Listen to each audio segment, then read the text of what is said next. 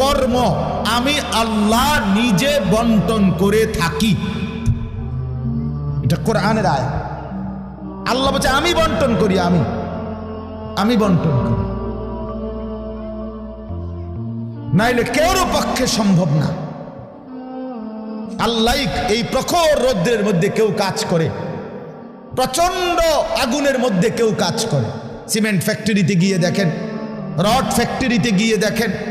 আমি একবার চুন ফ্যাক্টরিতে গেছি, চুন বানায় যে, ওইখানে দেখছি ছাতক সিলেট, এই যে মানুষে পানের লগে চুন খায় যে, এটি আল্লাহু আকবার, আমার কাছে মনে হচ্ছে এটা জাহান্নামের টুকরা।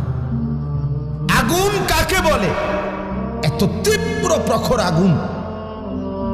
ওইখানে মনে করেন ওই বিল্ডিংটা আমার এখান থেকে মানে গরমের হাট লাগতেছে, আমি পারতেছি না আগাইতে, অথচ ওইখানে দাঁড়াইয়া দেখছি কর্মচারীরা